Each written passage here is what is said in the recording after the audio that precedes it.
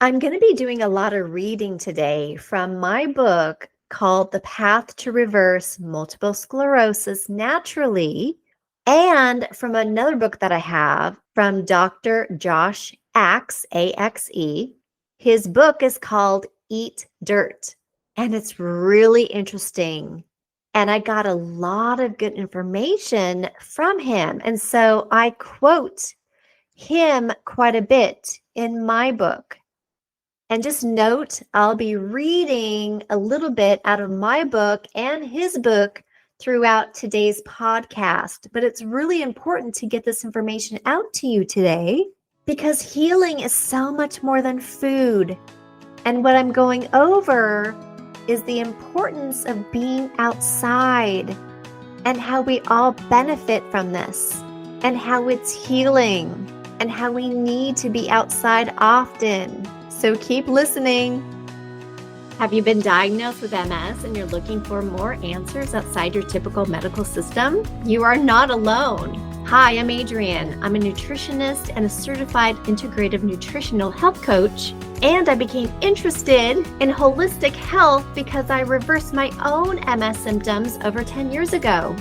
Yes, reversing MS is possible. I'm living proof along with so many others. And I enjoy helping others reverse their symptoms too. Are you ready to learn a few things today? I am. Let's dive in. Okay, today's episode is all about getting back to nature and how therapeutic it can be.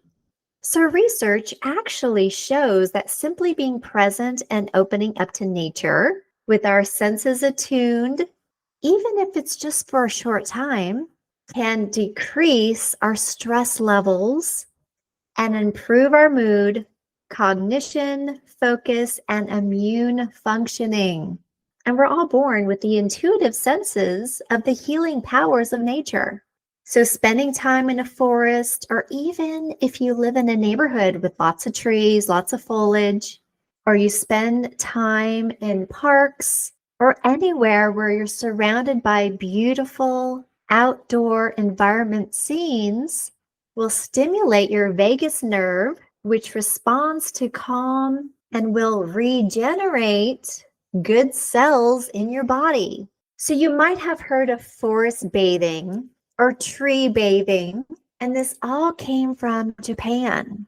So there's a term that they coined called Shinrin Yoku, which translates to forest bath.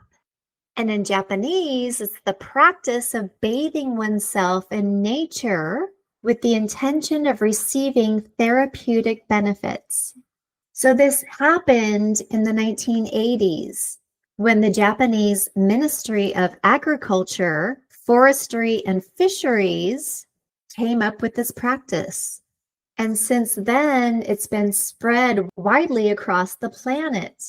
And there's even a wide range of guided tours operating within Japan and in other places over the world that teach the benefits of forest therapy.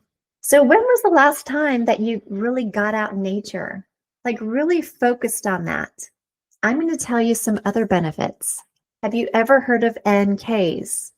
So think of the letter N and the letter K, NKs. What does that stand for? It stands for natural killer cells. So let me tell you what that is in a minute, or why that's important for you to know. So when we breathe in fresh air, we breathe in what is called phytoncides, which are airborne chemicals that plants give off to protect themselves from insects. But in turn, these natural chemicals that are given off by these trees, etc., are good for us. They have antibacterial and antifungal properties that help plants fight disease, and it helps us fight disease too. When people breathe in these chemicals, our bodies respond by increasing the number and activity of a type of white blood cell called natural killer cells. These also play important roles in immunity against viruses and in the immune surveillance of tumors. They help the body fight infections. I bet you didn't know that. So here's the other thing about being in nature. Exposure to nature not only makes you feel better emotionally, it contributes to your physical well-being, reducing your blood pressure, your heart rate, and muscle tension. Here's the great thing about it. Spending time in nature is inexpensive and available for everybody. It actually has a magical impact on our health. It reduces inflammation and prevents many diseases by boosting immunity. So we have to invest more time outdoors. Here's the other good thing about being outdoors. For the past century, we've been trying to evade bacteria, right? Wearing masks over our face during COVID, and also avoiding any germs, using antibacterial soaps and solutions to clean our hands.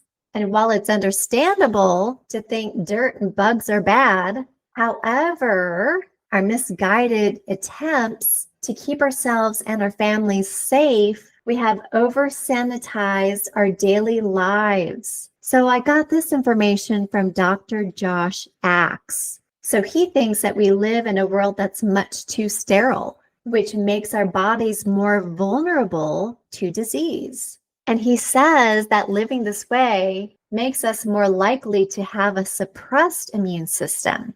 So he actually has a chapter in his book, and I've got this book called Eat Dirt, and it's really interesting. He's got this section where he talks about SBOs, soil-based organisms. So he calls these the friendly germs, and they're not in the human gut, but the soil. He says, just like many of us have destroyed unknowingly vital microbes in our guts through the overuse of antibiotics and highly processed foods, some farmers have devastated soil microorganisms essential to plant health. And you might ask how?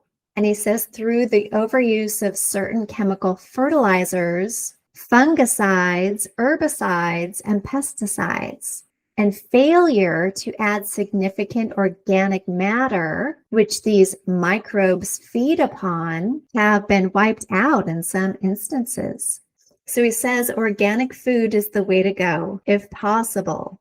He says before our urban development, we had backyards filled with vegetable gardens and flower beds that put us closer to contact with the earth and organic gardening. He says these days we live in subdivisions where more people have backyards the size of basketball courts or smaller, and others live in condos or apartments.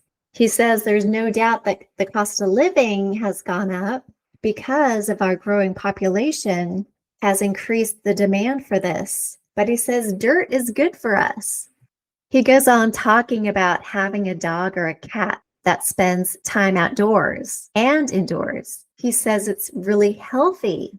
And he says, visualize taking your dog for a walk. Depending on your ritual, your dog might walk through muddy puddles, try to chase squirrels, or run around happily in a field. He says, of course, this fur and the paws are covered with pollen, leaf particles, and dirt. Then when you get home, you might brush off the dirt and give your dog a couple of loving strokes before you let him in the house. When you touch your dog, he says, you come into contact with beneficial microbes that settled on your skin and entered into your bloodstream through the skin's absorbent epidermal layer. So here's what he says. He says these microbes have the following benefits.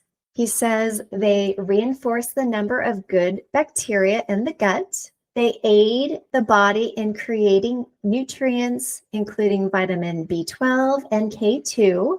He says they support the digestions and absorption of minerals. They reduce inflammation, and they help heal and prevent leaky gut.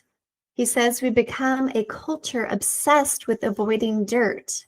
when in the grand scheme of things, we need more microorganisms, not fewer. He says there's many ways we can invite these good microbes into our life.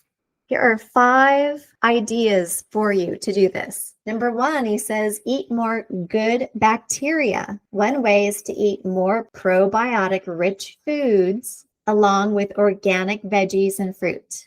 He said, think of that organic carrot you bought. It looks a little bit dirty, he says, because it grew in dirt. Rinse it off, but you don't need to scrub it because a little bit of dirt is loaded with good bacteria. Number 2, he says, consume raw honey and bee pollen. He says raw honey comes straight from the beehive. He says some honey producers pass the honey through a coarse filter to remove foreign matter, but it remains unprocessed food.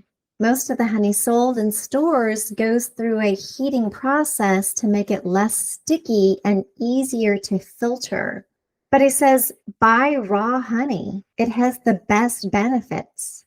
And also, bee pollen is known to have anti-inflammatory and antioxidant properties.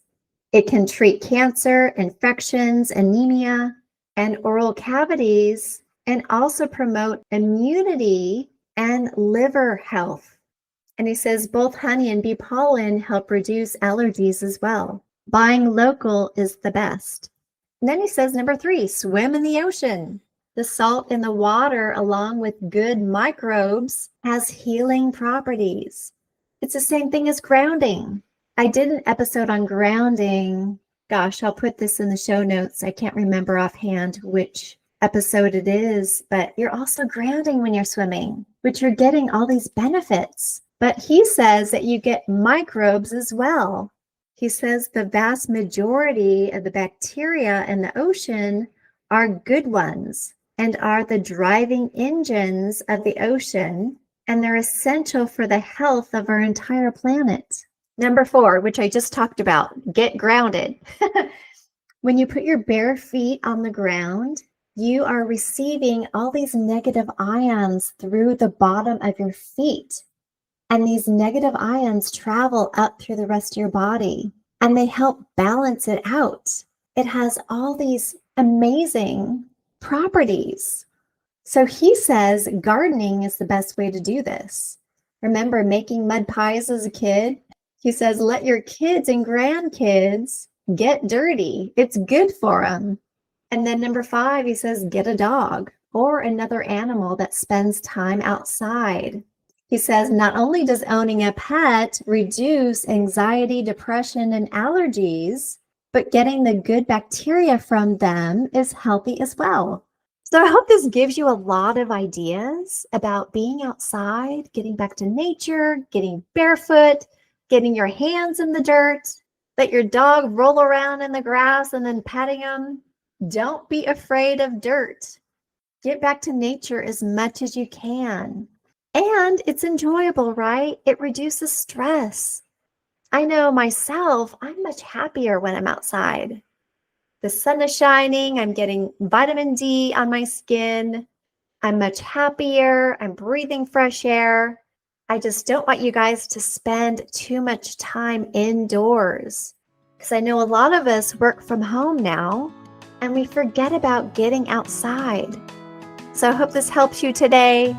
Try to get outside as much as you can, even if it's just breathing in fresh air and getting sun on your skin or sun on your face. So my prescription for you, if you can, spend at least 20 minutes a day outside or more. Until next time, you'll hear from me soon. Would you like some support in healing your symptoms? You can totally heal. I've helped people do this. It's possible. So if you want help, reach out. You can email me at info@nourishyourway.com, or you can go to the Work With Me page on my website, and that's nourishyourway.com. And you can get on my program and I'll help you get back to health. Don't wait any longer. You deserve to get your healthy life back.